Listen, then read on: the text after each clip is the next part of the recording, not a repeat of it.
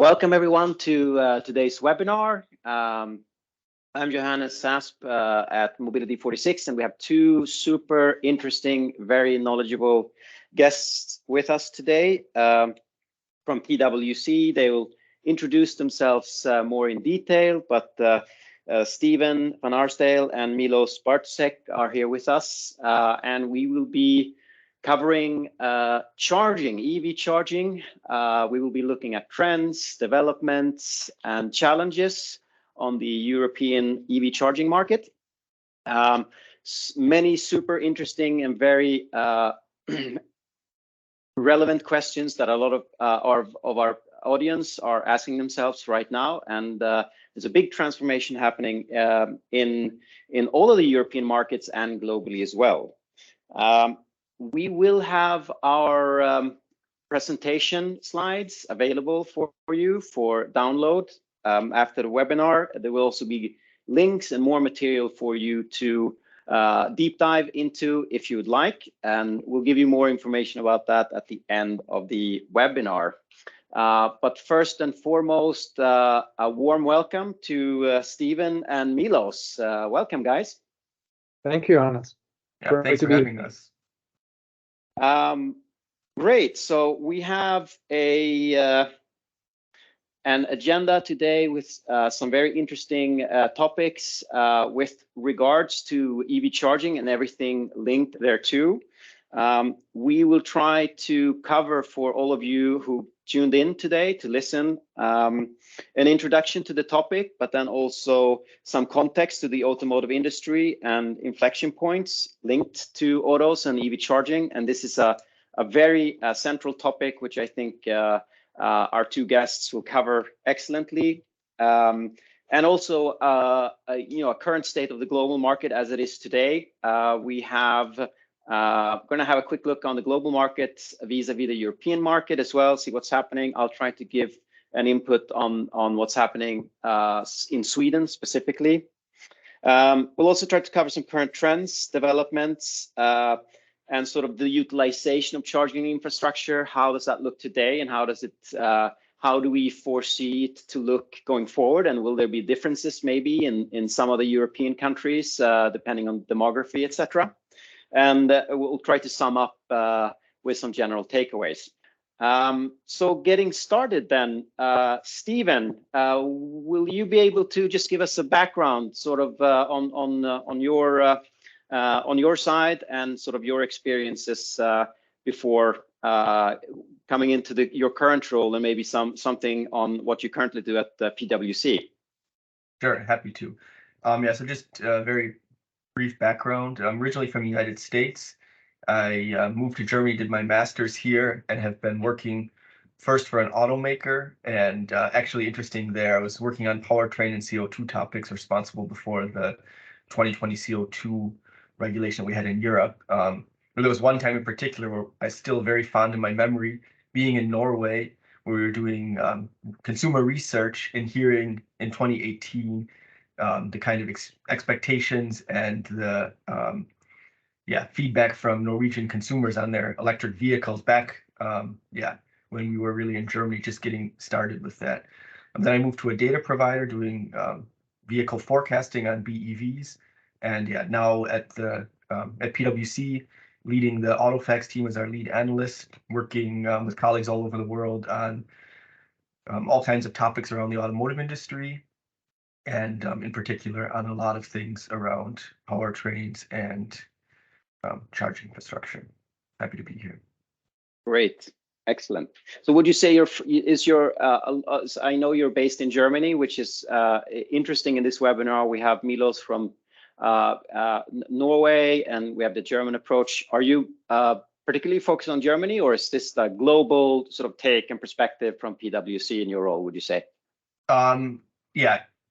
In the German firm based here in Frankfurt, so always a little bit of a German perspective, but being originally from the US, taking that into account, and a lot of the studies we do in the analysis is on a global perspective, so a bit of everything. Right. Excellent, thanks. And Milos? Yeah, thank you, Johannes. Milos Bartosek. I'm a director in our Oslo-based team, as you mentioned. I have relocated from our London firm a couple of years back to help to grow the Nordic strategy and team. And as I came in 2016, 2017, this was really as the EV charging market has been taking off. So I've been very fortunate to ride the wave together with the rest of the country, and very privileged to advise some of the leading financial investors, as well as the CPOs and the software players, alongside the complex ecosystem of EV charging. Both in Norway, the wider Nordics, and increasingly also supporting our clients on the continent and in the US, as the other countries join the inevitable transition to electric mobility. So work very closely with Stephen and the research team in our Autofacts team, and then I'm the commercial front on the project towards our clients within the energy transition topics that we advise on. So great to be here, and look forward to sharing some of the learnings from Norway, and also how we contrast them to the rest of Nordics and on the continent. Great. It's great to have you here. Myself, I am the CEO and co-founder of Mobility 46. Mobility 46 is a SaaS company based out of Stockholm in Sweden. And we are very heavily focused on technology and business systems with regards to digitizing parking, EV charging, and mobility. So from our perspective, and also from my personal perspective, how I view this, I also come from a financial background in asset management. I think that this is, to us, this is an ecosystem which entails a lot of stakeholders and sort of value creation that will be happening in the next next 5, 10, 15, 20 years. So the way we focus and put our resources at Mobility 46 is just having business systems to allow asset owners or operators within this space, so for parking and EV charging, to be able to actually just follow the commercial rollout and sort of the transformation in society and the demands that actually occur with technology and systems in order to facilitate this. So that's what we do. Having said that, I know that there's some terminology that can be confusing, and since we have such great expertise on today's webinar, maybe we can just comment, and we'll try to do this as we go as well with the other slides. But can someone, either of you, just comment on maybe what I would say the EMSP, the CPO, and the CSO, which are absolute key participants in this EV charging market? Sort of just how should we think about these? Sure, Johannes, maybe I can do a very, very quick overview, and as you said, we will get into the value chain just in a second. But for the readers, you gotta think of all the different components that one needs within the ecosystem, and one of those is the CPO, being the charge point operator, ultimately the orchestrator, especially in the public charging space. The CSO is typically combined with the CPO. Is ultimately the companies like Recharge that both operate and own the underlying hardware. But we see that those two roles can be separated, where the different real estate owners increasingly are taking interest also to explore whether they should invest into the underlying infrastructure themselves. And then EMSP, standing for the e-mobility service provider, is ultimately the front end that enables the various users to use the infrastructure that is in place and operated by the CPOs. So that is kind of the glue in the middle, and can combine also the roaming providers between different countries and between different networks. But we will get deeper into that just in a moment. Okay, great. So is there any, just a short reflection on that one, is there any part of, you know, the EV charging infrastructure rollout that you find from either of your perspective, or could be from a country's perspective as well, that's been prioritized, or that's been sort of the front runner, either on maybe, you know, hardware or assets, infrastructure, or, you know, instead of roaming or payments setups, or sort of, or have they been sort of just hand in hand all the way? What's your take there? Yeah, let us get into it when we speak through the specific countries. Obviously, in the Nordics and in Norway specifically, we see that the traditional roaming players from the continent have not necessarily taken such an important role as the different CPOs had agreed bilateral deals between themselves, at least in Norway. And Norway has obviously had a number of leading companies within at least the home hardware, such as Easy and Zaptec. Obviously, Easy hasn't gone through a bit of a storm over the past 12 months. But nevertheless, a great product there together with Zaptec and others. So the industry develops alongside the countries to take off, and now we have a number of leading players, obviously, in the rest of the Nordics as well, with the likes of Virta in Finland. And Monta in Denmark on the software side, underpinning a lot of the EMSP and the CPO propositions. So it's really fascinating to see how the new industry really facilitates and works as an incubator for a number of companies that have expanded from the Nordics into the wider global presence. Yeah. Excellent. Should we comment a little bit on the sort of automotive industry and EV charging in general?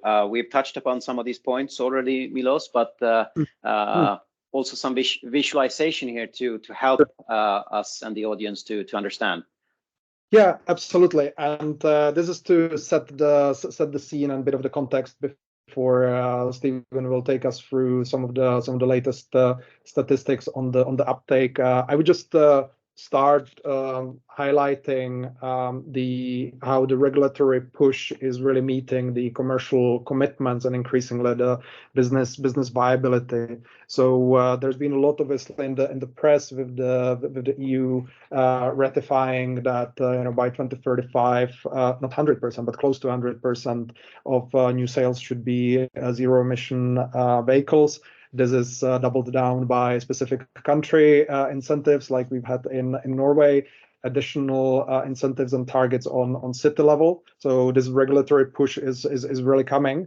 But we have seen a switch, especially from the OEMs, with regards to the commitments and actually rollout of new models and enabling the choice for the end users, and the infrastructure being built up, especially across Nordics, to facilitate that growth. And from the M&A perspective, now a number of transactions, obviously, over the past couple of years, prove that these businesses, alongside the charging, are increasingly also financially attractive, and wider range of investors are taking interest in this, from pure private equity to more of infrastructure fund type of investors. But before getting into all of that, the charging ecosystem is quite complex. It involves multi-parties, it's interdependent, and the OEMs have realized that they can't do this alone. So Johannes, you took a snippet from from this year's EV charging market outlook, and the readers can download that and see it in more detail. But we see that for Norway and also any other country for that matter, this is a intricate ecosystem where if we start on the right hand side, the car OEM, the charger manufacturers do need to understand obviously the drivers and their needs with regards to how they drive, where they spend their dwell time, how they want to subscribe and access the infrastructure that is operated by the charge point operators, and those in turn rely on close collaboration with the energy sector, both on the transmission and distribution, as well as increasingly their own energy supply. And the charging will not happen unless you have the real estate owners on board and very proactively thinking where and how the charging can be deployed.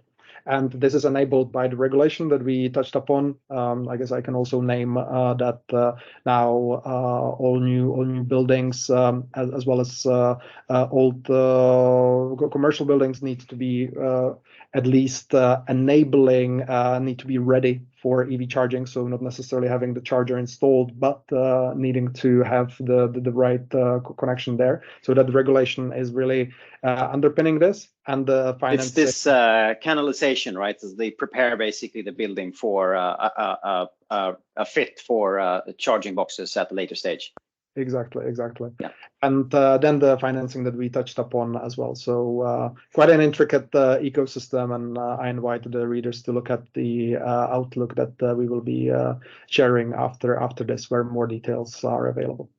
Yeah, you mentioned the M&A, and I know we touched briefly in preparation for this that there was some M&A activity in a Swedish company called Charchamps not too long ago, where we had a player outside, a non-European player going into the European market, both consolidation and I guess globalization of these roles. Was that sort of expected, and do you foresee more of those type of consolidation plays going forward? Very, very good question, Johannes. And we would, with Stephen, tie it together with also what we see on the OEM market, where there is an increasing number of non-European brands that are kind of electric first coming into the market, and with them also comes the rest of the ecosystem and the value chain. So Charchamps, as you rightly point out, has been acquired by a non-EU player. And we see this as a kind of wider push into Europe, especially from the far eastern players, not only for the car itself, but also the remainder of the value chain. Yeah, interesting. That's also, I would say, for Mobility 46, we've interacted with the Charchamps for many years, know them well. So it's interesting to see sort of things happening here and see how that will play out going forward. You also mentioned some of these city regulations. It was quite interesting before the planning of this webinar. We didn't know this, but it was actually in the news in Sweden just the other day that the city of Stockholm is going to provide a emission-free zone or emission-free vehicle zone just in the city center where actually I am based right now by 2025, 2026. So there will be, a BEV, so battery electric vehicle only or emission-free zone. So we're definitely moving towards this, I think, in all the major European cities and urban regions. So it's going to be, obviously, that's going to push both, I would say, private transport, but also the way I imagine, transportation of goods, etc. That's going to be maybe even more challenging to meet. So very interesting times ahead. Excellent. So Stephen, do you want to comment a little bit on sort of current state of the EV market and sort of sales, and where do we find ourselves now in October, November 2023? Yes, happy to. All right, so maybe just beginning by looking a bit first at, so the first half of the year, a little bit globally. We cover this, there'll be a link at the end in our electric vehicle sales review, where we have 20 markets, 9 of those outside of Europe. And those 20 analyzed markets make up over 81% of the global new car sales. So even though it's 20 markets, it's still a big share. And in the first half of the year, 12.7% of those markets were BEV sales. And that's nearly a 39% year-over-year increase. Our Q3 results from the electric vehicle sales review will be out later this month. So make sure to keep an eye out for that, where we'll see how the market is further developed. But now looking a little bit more specifically on Europe. So when we look here, as we say, the sort of sunsetting of the plug-in technology, plug-in specifically being plug-in hybrid, as opposed to the plug-in full electric BEVs. So across Europe in August, we reached 21% of the overall market being full electric, and that's up 118% from August last year. Also interesting to note that the BEV powertrain was actually more popular than diesel. And the other thing is through August, nearly 1.3 million BEVs have been sold across Europe now year to date. So at the same time as this significant BEV increase, we've had the market share of PHEVs decrease from 8.5% to 7.4%.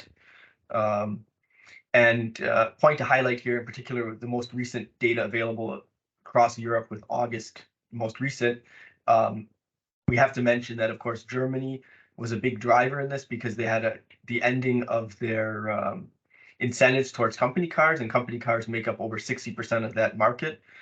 So this really, they were up over 170% in Germany. That was really a major player in August, and PHEVs were down 41%.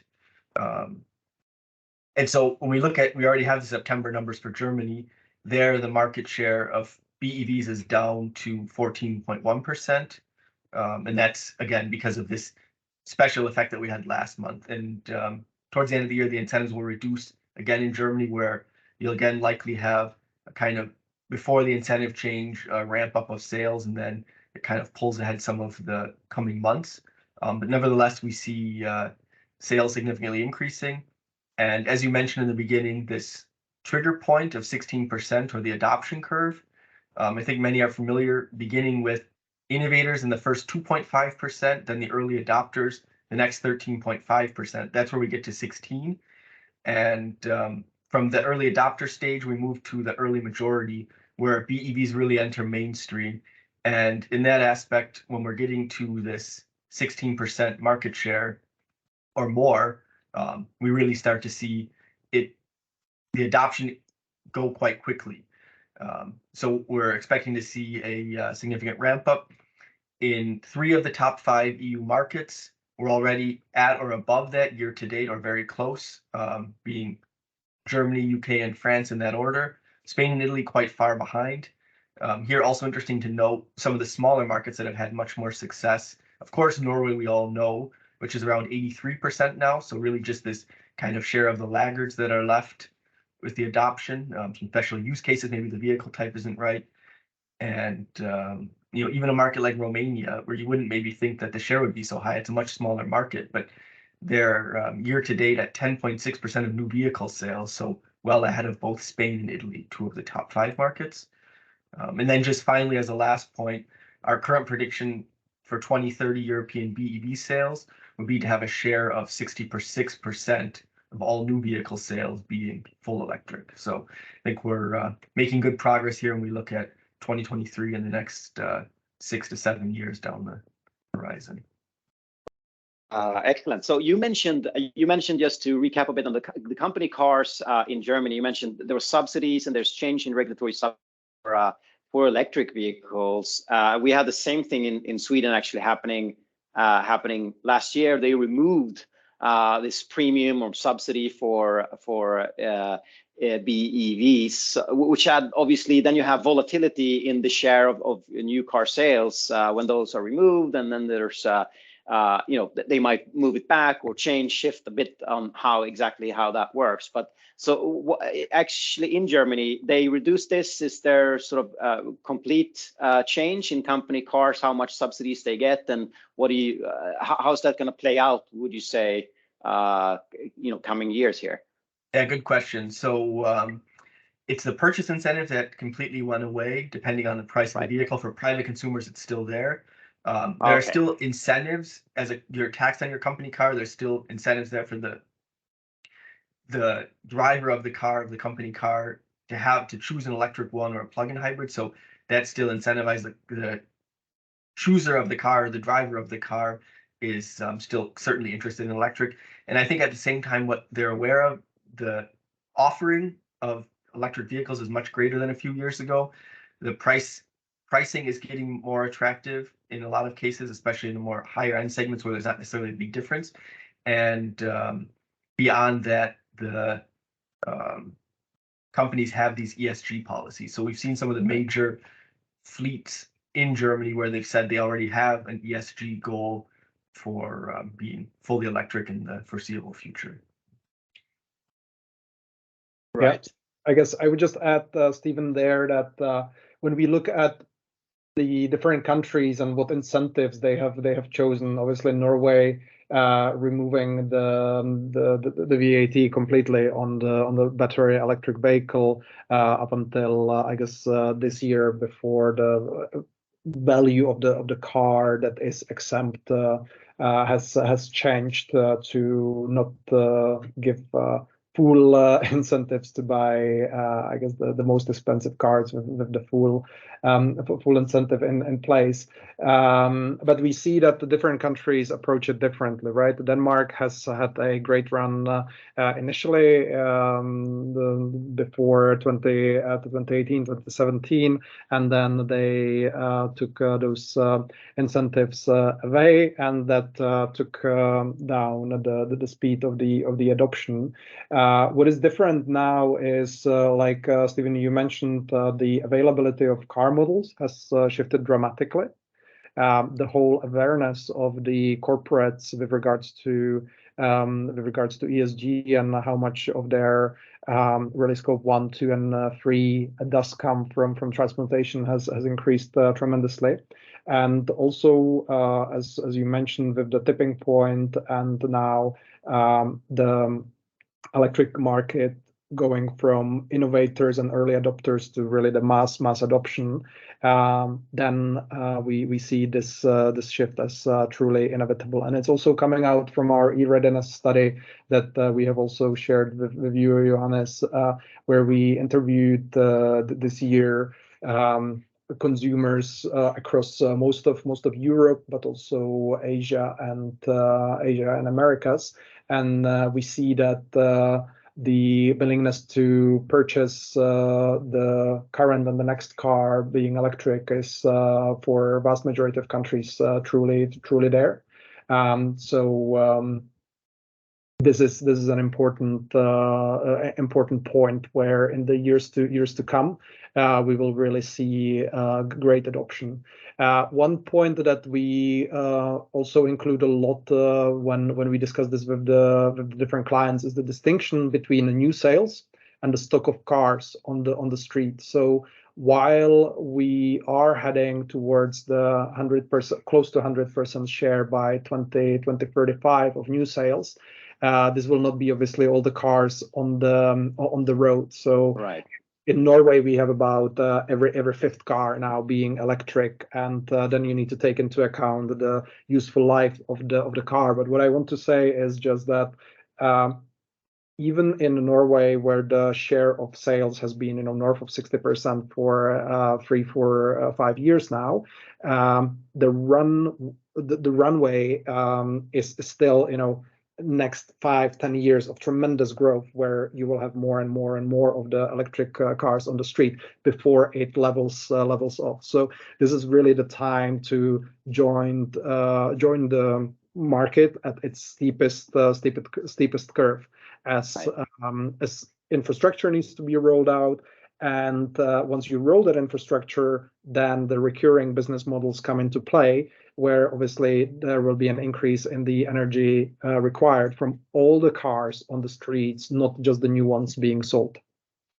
Excellent. Yeah, I totally agree on that one. And that I think that takes us in a great way into the next part, which is the EV charging infrastructure, right? Or what you mentioned, the recurring business.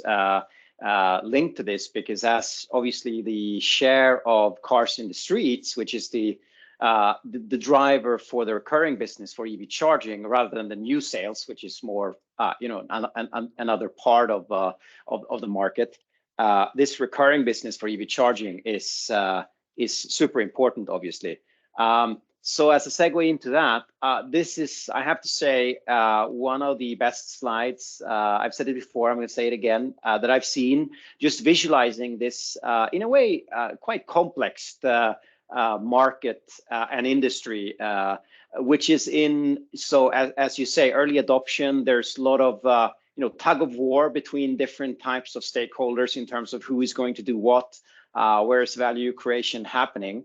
So when I saw this, I think I thought that this was a great visualization of actually at least what we see today. We mentioned some of the hardware suppliers being acquired. You mentioned some software suppliers as well, which are obviously looking at this value chain as well. But to the point where we know the market as it is today, how would you sort of walk us through this value chain and different value pools in EV charging for us to sort of understand and get a grasp of where we are today, and then maybe we can look at sort of how this is going to play out. Yeah, very, very happy to. And like you mentioned, Johannes, there are various ways to slice and dice the market and how to think about it. This is a view from our Digital Auto Report study from I think 2 years ago.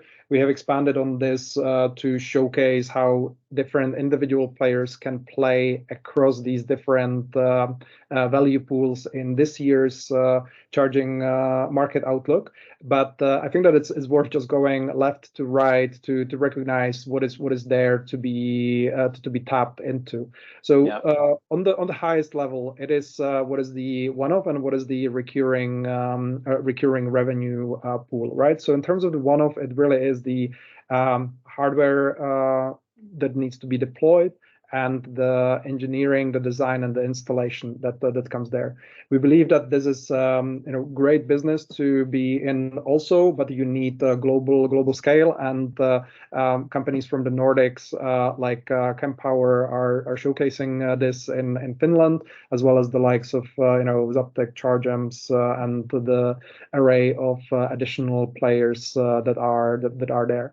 The engineering, design, and installation is relatively local type of a business, carried by and internalized by different players, just like the integrator, charge point operator that needs to have a good view of what does a good station design look like. And here, publicly listed Fastnet from Netherlands that operates in a growing number of European countries is very vocal on what a good site looks like and so on. But this is typically carried out then the physical installation by local electricians and the specialists there.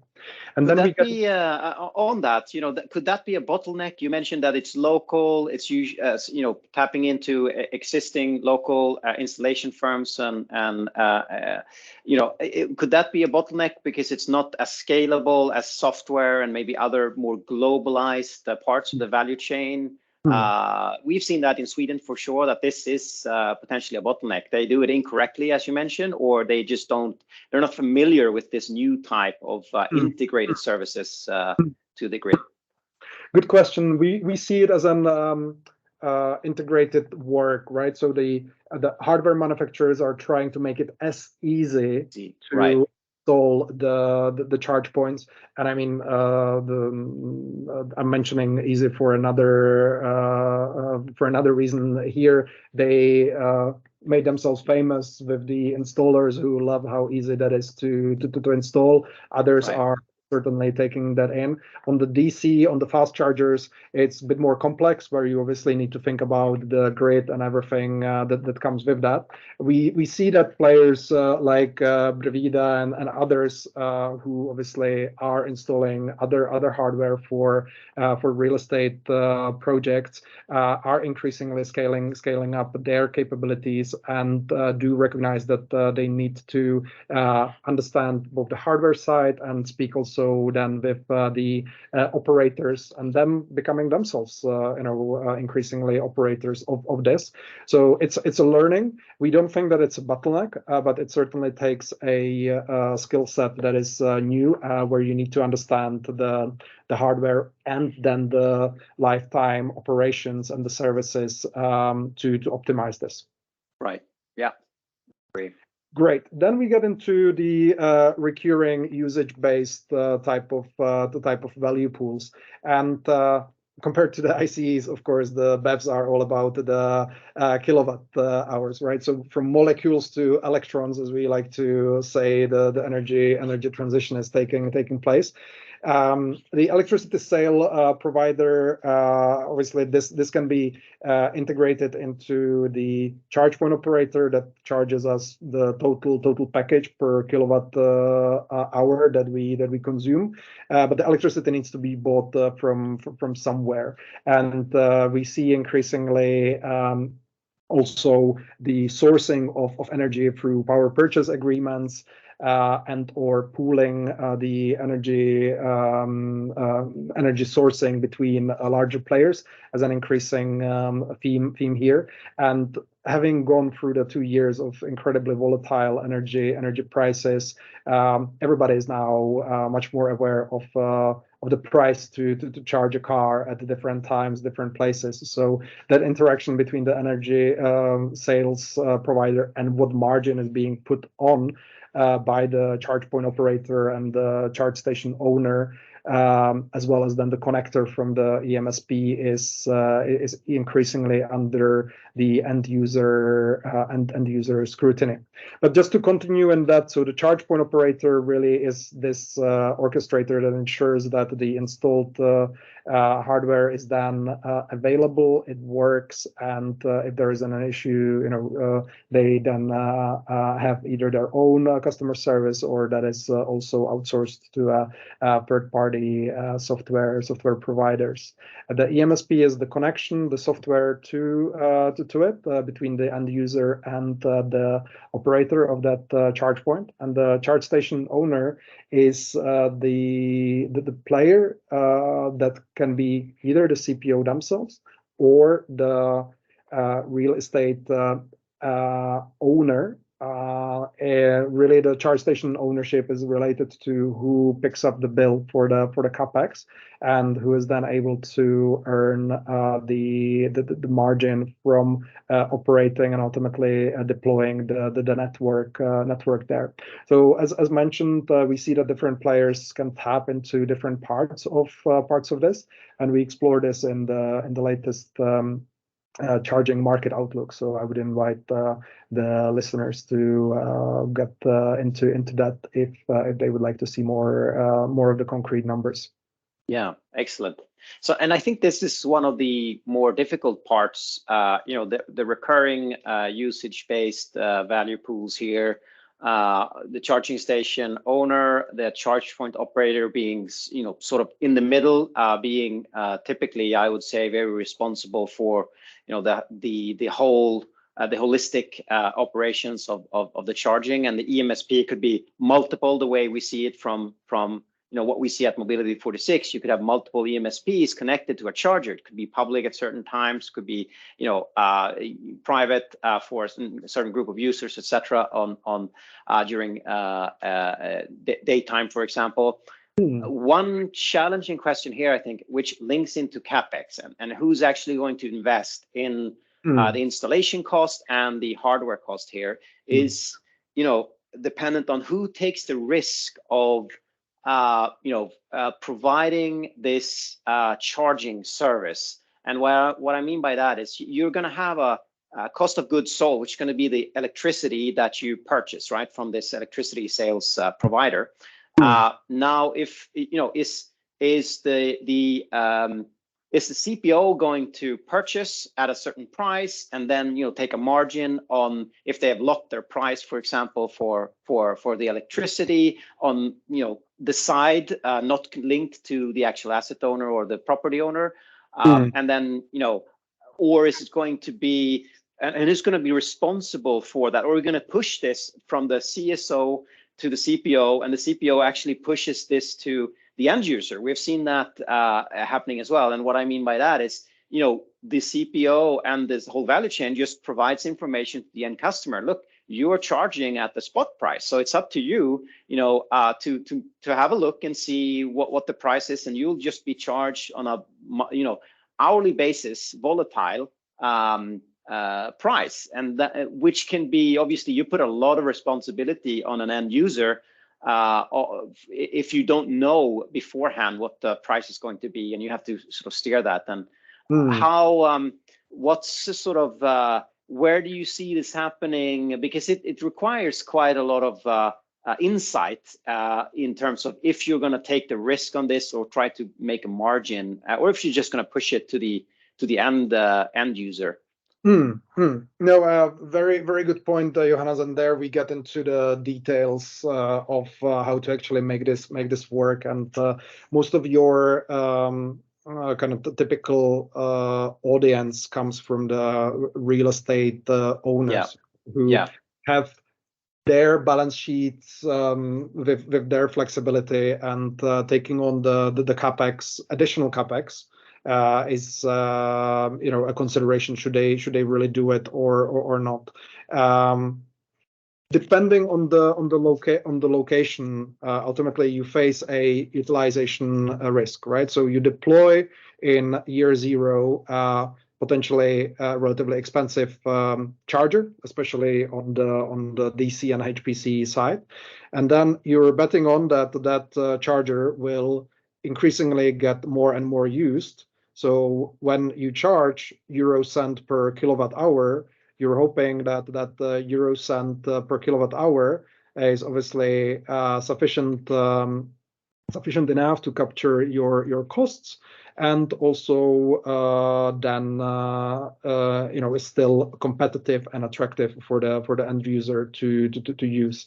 And whether we have seen a mix of how mature the real estate owners are, and how much they want to get into this versus having a third party to really take care of this. And this is related to obviously how much time the end user spends at the location, the dwell time, and also what are some of the potential value pools that the real estate owner or their lessors in terms of the retail attractions at the locations have to potentially cross subsidize some of the pricing.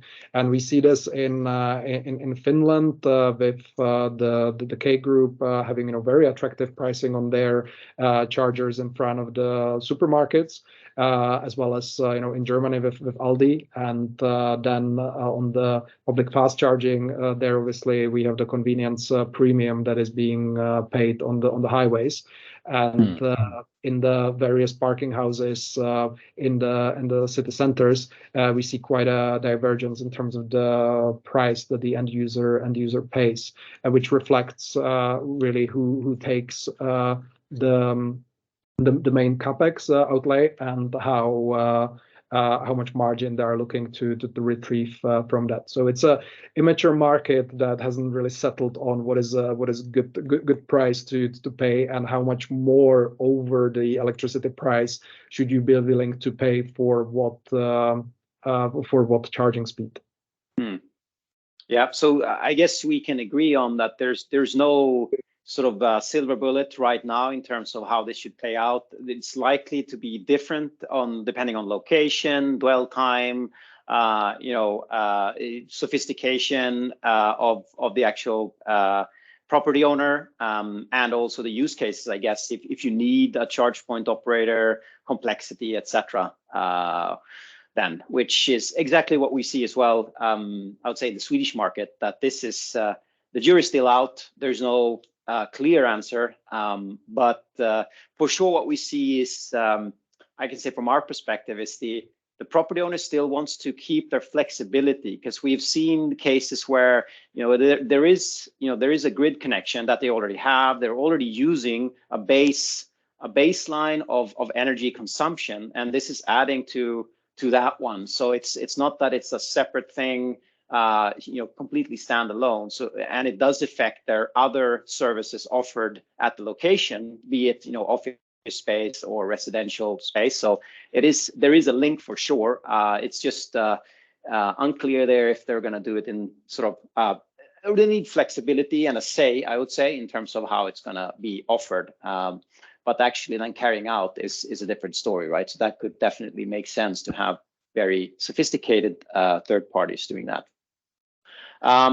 Excellent. So we're covering some of these points, I would say, that we've touched upon, but maybe looking a bit more on sort of where are we, and I know we have a diverse audience from different countries across Europe. If we're going to look at where we are now, we've looked at a bit, we've touched upon total cost of ownership and rollout. Private versus public, fast versus slow charging. Where would you say, where are we now? Where is the, where do we stand and the pace? What are the, key things here, would you say? Stephen, I don't know if you want to comment on sort of where you would see maybe the German market, or generally your view of on this sort of right now moment. Sure, happy to.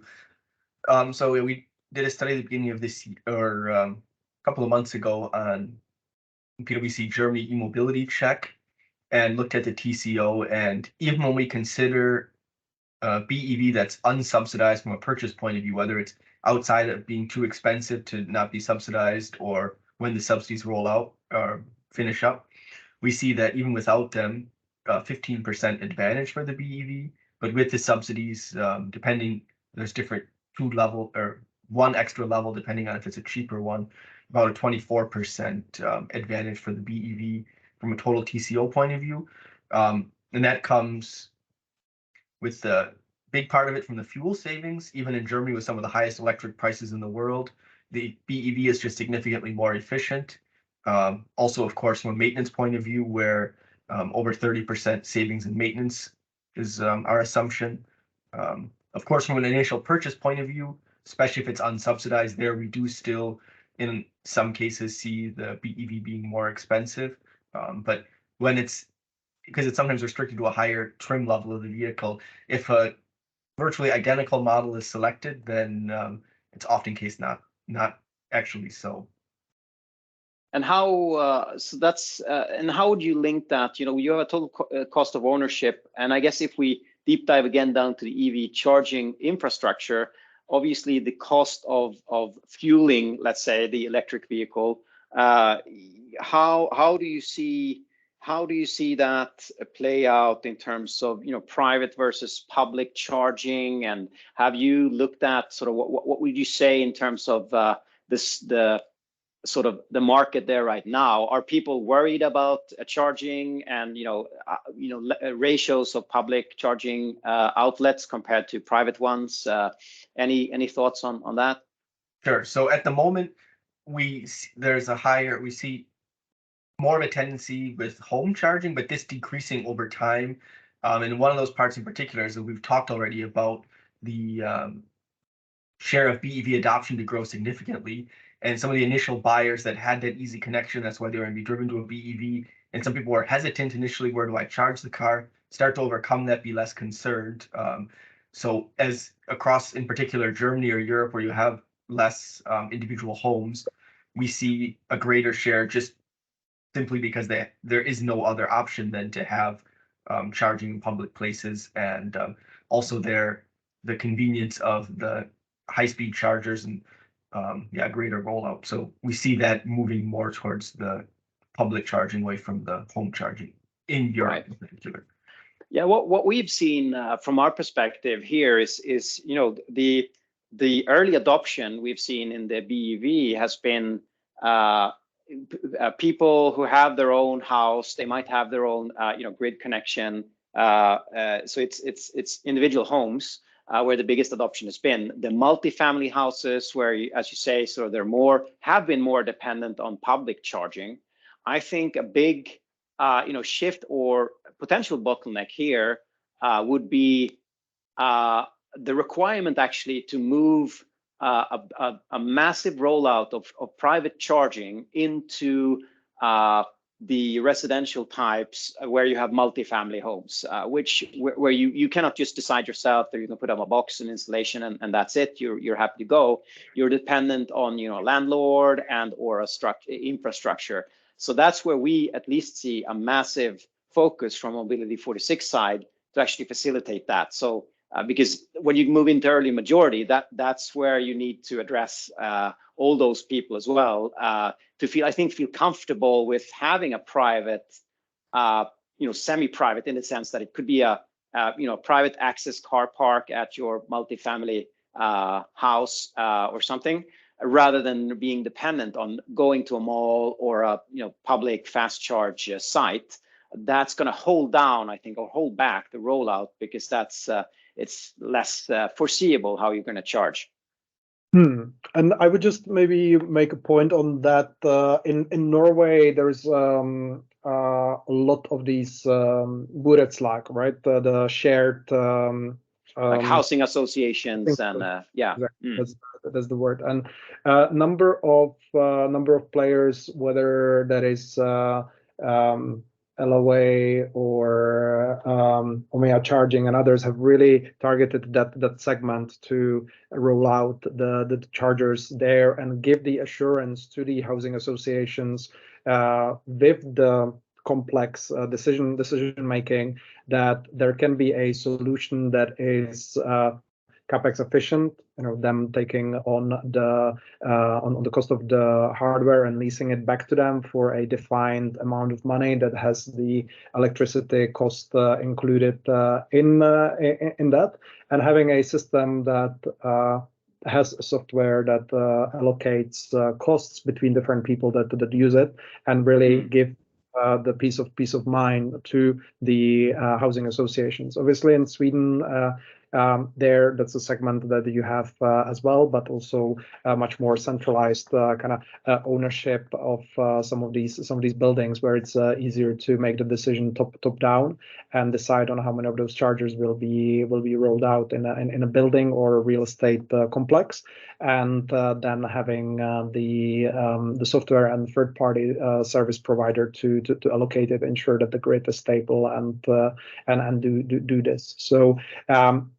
As both of you have stated, we see the same thing from Norway and the other markets I've been working at, where the first wave is truly, if you can afford EV, you can afford also house with a parking lot, and now into the mass market, where we expect that more of the public charging will take place. And what we see Norway being ahead of is, if you take just the statistics on the publicly available chargers. So at the end of 2022, there was about 21,000 chargers, of which about 44% had a capacity below 22 kilowatt, which is typically the AC one. So actually 56% of all the chargers had capacity greater than 22 kilowatt. And just for comparison, in Germany, that ratio is actually 82% AC and 18% above the 22. And also in Sweden, it is around 20% of the public chargers being fast ones, versus in Norway being already over 50%. And of this 50%, 18 percentage points are actually 150 kilowatt plus chargers. So within public chargers, especially outside kind of the key real estate buildings, we see a shift towards the much faster charging, because that also corresponds to the typical dwell time that people have at the different retail places, right? So that you can fill up your car within half an hour instead of waiting for multiple hours. Yeah, you touch upon that. Our next question here: where the trends emerging, where are we going, and in infrastructure that we need to build. And dwell time here, I think, is an extremely important parameter that we've discussed a little bit before as well. And the way I've seen it is that convenience of charging, I would say, is a key element right now, because if you look back 2 years, we had limited supply of electric vehicles. So there was a 6, 9, 12-month delivery pipeline and waiting period, and there was just a limited supply of different models and makes and price ranges. That's all gone away now. So now the way I see it, when I speak to people, the convenience of charging is probably the top question mark that people discuss in terms of electric vehicles. And dissecting that, decoupling that, I would say the foremost important convenience question that they have is, how can I charge the vehicle on an everyday basis where I live, basically? So the private access, making sure that a couple of times a week I have my access to maybe an AC 3.7 or whatever charging, which makes a high convenience for my ownership of an EV. And then the second one, I would put the priority as the second most important is, if I travel far, what's the range anxiety? How am I going to publicly fast charge my car? It comes as a second priority, because the first one is like, how am I going to charge for my everyday life? That's most important. Then you come to driving 500 kilometers, etc. How do I solve that? So that's why I think the way we've seen it is solving that first one, the convenience of your everyday charging, maybe at the low AC 3.7, at least once, or a couple of days per week will cover your 90% of your needs. So the dwell time there, I think, is extremely important because it links also into the cost of installation and hardware, right? Because a 3.7 charger with a very long dwell time is very inexpensive. Both the energy consumption and the installation is going to be very efficient. Whereas if you're going to have a very short dwell time and a very high, maybe DC charging, that's going to be more expensive. So the price points of euro cents per kilowatt hour is going to be significantly different over time. So that's, I would say, the sort of the key takeaway we have currently now in the market. I think one other very quick point to mention here as well, especially for those that don't have an EV today, is you don't need to arrive at your destination with a full charge. So when we're talking about the dwell time, especially on the go and the fast chargers, maybe you have a 400 kilometer range, you're going 500 kilometers. It's really just a matter of briefly charging and getting another 100 kilometers of range, which might be less than 10 minutes sitting there, and then which is barely enough time to take a quick stop, and then to arrive at your destination and then fully charge at your arrival point. Good point. Yeah. Great. So I had maybe we should touch quickly on if there's any sort of what are the biggest challenges and maybe frequently asked or top of mind touch points currently. I think we've covered most of them, actually. Regulatory questions and subsidies, building permits, the canalization and preparation for buildings, for maybe then easily installing the actual box at the later stage and infrastructure. Anything else that sort of that you feel are key elements, either for private stakeholders or governments or regulatory bodies moving forward, other than what we show here now, the points? No, I mean, this is a good selection, Johannes. I would just really stress the importance of ensuring the building permits and speaking to the grid company early on. to understand the grid availability, which at least in Sweden has been proving a bit more difficult the moment you want to install higher capacity than what it's typically dimensioned for. And this comes especially at the retail locations where the real estate owner or the tenants determine that they would like to have not only multiple AC chargers but a handful of the DC chargers to enable that quicker charging.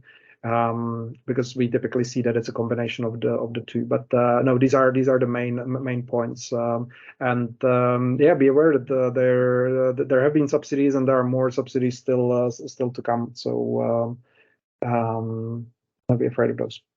Yeah, I think that's a good summary. And to that, I think what we see with a lot of our customers in the commercial property space and larger real estate owners, there's a grid capacity question, just as you allude to. And I think here to reflect and refer back to the value chain and the value pools and the different stakeholders, I think the real estate owners, they don't really know how to evaluate, they have a grid capacity, maybe that's something that they're aware of, but then we see that there's a big demand, or they need advice basically in terms of, what type of box do we need, what type of what type of charger and kilowatt levels should we offer here, what's actually the dwell time, what's needed, and how many chargers can we actually install. And here I think, but still they're happy to take the capex usually and have, the flexibility to have a say in what's being offered in their property, because it's a part of a bigger, the bigger pie for them. But they need a CPO, which is then connected to roaming in EMSP. But they need a CPO to say, look, you can probably do 50 chargers here. Let's do a mix like this. We have software that can help you with this and that, which means that this will be the setup. So we're happy to do it for you. You can sort of, you can take the capex, and we can be your sort of your right wing partner here in terms of how we should do this, and we can operate it for you. That's where I see sort of the best examples of how this has been rolled out, is where you combine, the property owner's very attractive capex abilities and financing costs, but you have a professional expertise in the CPO actually carrying out on behalf of the real estate owner the best setup linked to grid capacity and how many chargers and what will be offered. So that's really what we see has been working out very, very well in the Swedish market to really have the most amount of chargers for the best dwell time and sort of energy output over the hours of the day, which is most convenient. You can actually maximize the grid capacity in that sense. Exactly. And so just the summary of that is that for the real estate owners, this is not necessarily their own core capability. So now there's an increasing amount of third parties, whether that's ChargeNode, or in Finland we have Plugit. In Norway there are various others that do help the fleets and the real estate owners to electrify the real estate assets efficiently. And are evolving revenue models towards infrastructure as a service, all the way to just a service provision, depending on the real estate's ability to accommodate the capex layout. So to do this efficiently, get in touch with the third parties and combine, design it, and be aware of the not only the initial installation and focusing on the hardware, but also how to make it convenient and easy to operate throughout the lifetime and customer centric. Yeah, I agree. And this is actually where we to touch a bit on Mobility 46 is we act quite a lot as an advisor in this early stage of the market. They come to us and say, okay, you can see the hardware, you can test the hardware, you can you have the business systems for parking and EV charging, and you know what the end requirement is for a large tens of thousands of chargers being rolled out with 15 different hardware suppliers being installed in a car park, for example. How is that agnostically going to be managed? So that's I think where we usually work with third parties to get the whole picture, but we're usually then being able to see this ecosystem of, it's just not an isolated silo. It's the whole thing. So that's what we do a lot on. To sum up, I think two super interesting questions that I wanted to ask you, and I think our audience is very sort of keen on understanding this as well, is and I'm putting you a bit on the spot here, but I want you to give your take, and we're not going to hold you to it because it's difficult to say. But if you were forced, what's the estimated long-term ratio or sort of split between charge kilowatt hours between public fast charging and, let's call it, private slow charging, where you have the AC market, maybe where you have a longer dwell time at maybe your residence or your place of work? Where do you see long-term ratio or split here? Who wants to start? Percentage split here is what we're looking for. Stephen, I think that we can guide the audience to the charging outlook market, where we did indeed stick our head out, and we have compared it on the European level as a whole against the US and China. But recognizing that initially you would want to charge where your car is standing the most of the time using the AC technology, we believe that the starting point is around 75 to 80% of the kilowatt hours. Remembering that the charging speed is obviously smallest in where you're spending most time with the AC. So starting around 75 to 80% for the combined private charging, being the residential as well as work, and heading on towards 40 to 45% in 2035 at the expense of the public fast charging and public slow charging, as it's less available, obviously, private charging for everyone from the apartments and without access to work parking, and who are looking for that convenience to charge cars that will be increasingly able to take much higher load and make this much closer to the experience that we have today filling up an IC. Steven, anything to add on this one? I have a different view, which is super interesting. That's what makes life interesting. What would you agree here, Steven, or what's your take on that? Yeah, I agree, and curious to hear what your view is.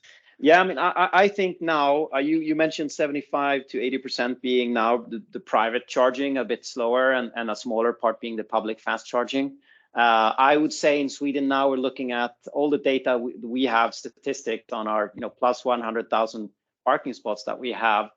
We see that 90% plus of all the kilowatt hours are actually in this private slower charging, AC charging. My own example for myself, when I started driving a full electric car 3-4 years ago, I actually have a globally free charging at the Tesla network, so I don't pay for that. Still, it took me 10 months before I even visited that space because of convenience. I do have an outlet where I live, so I'm always fully charged. So that convenience thing just took me to making public fast charging non-relevant for 90% of the time. It's just when I drive very far. We also have the outlook internally at Mobility 46 that this is going to sustain because of the convenience.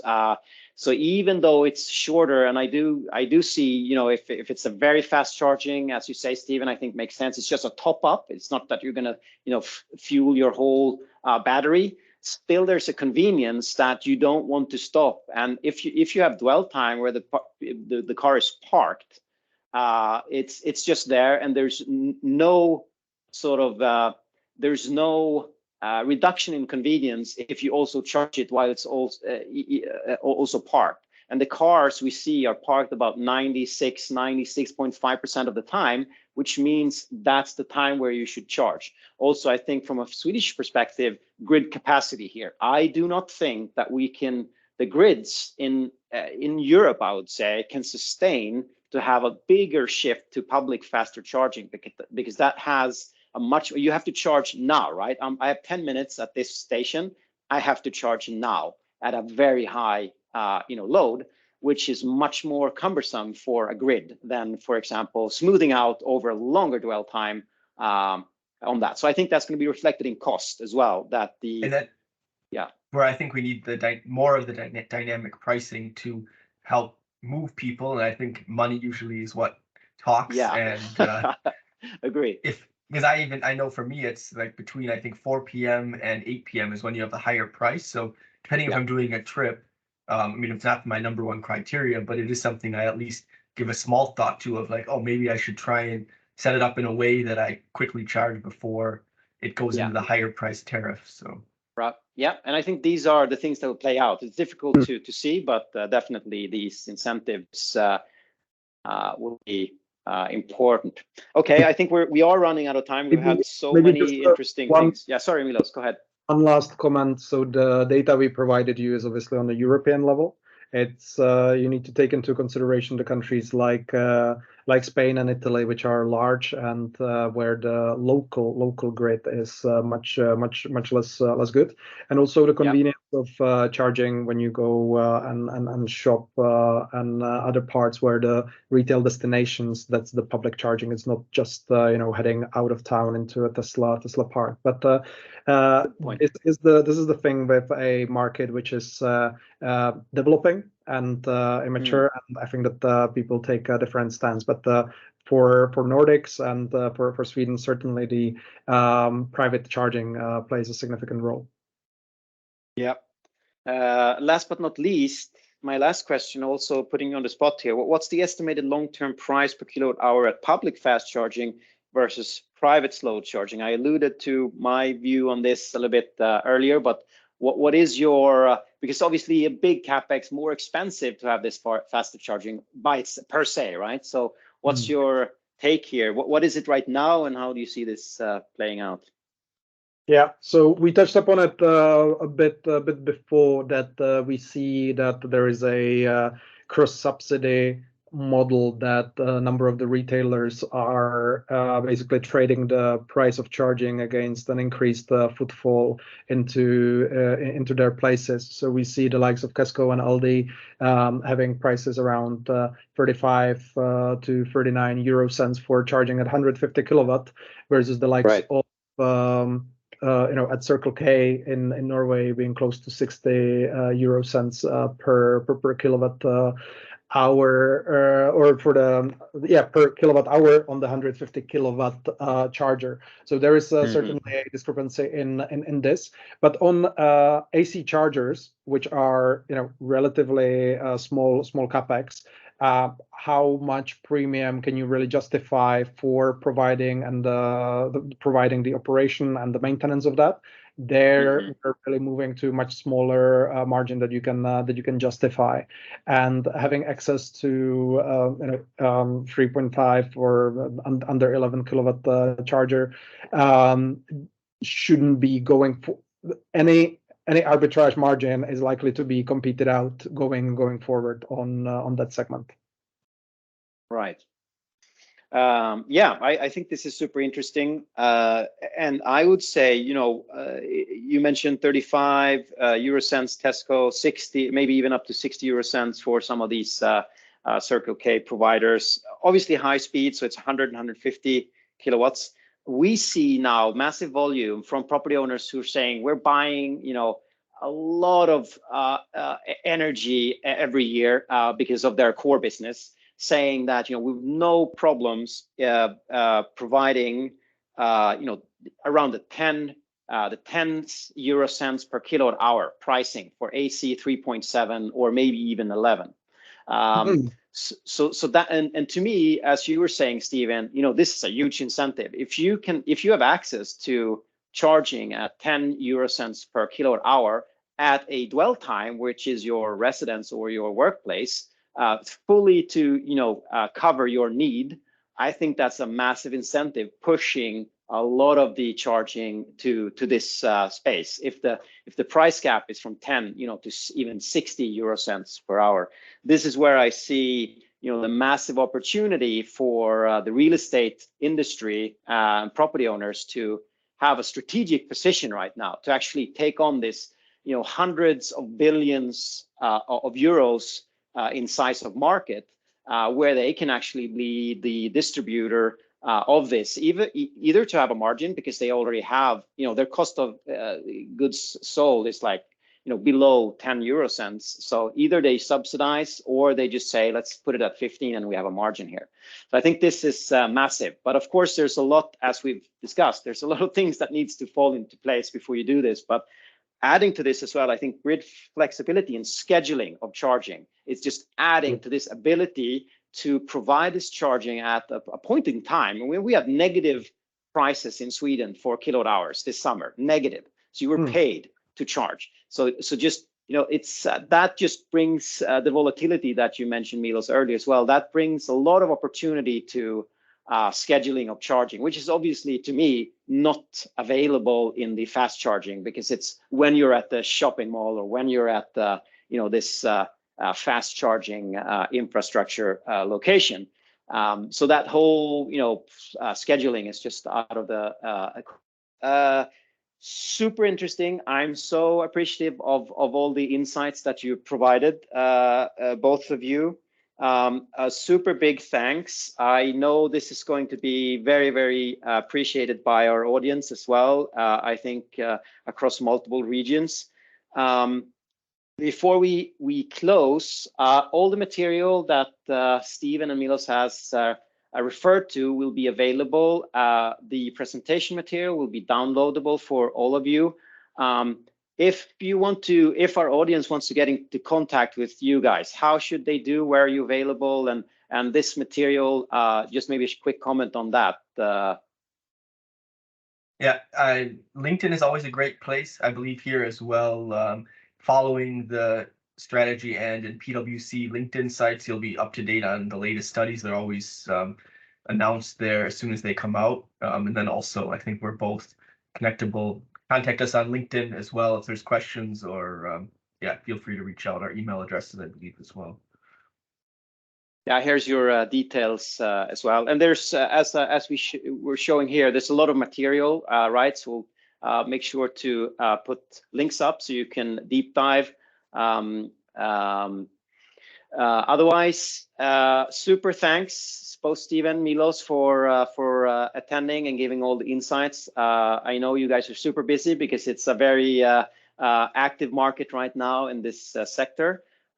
So many thanks, and all of you listening, feel free to reach out to myself or Stephen or Milos if you have questions, and hope to see you next time. Thank you. Perfect. Bye-bye. Thank you, Hannes.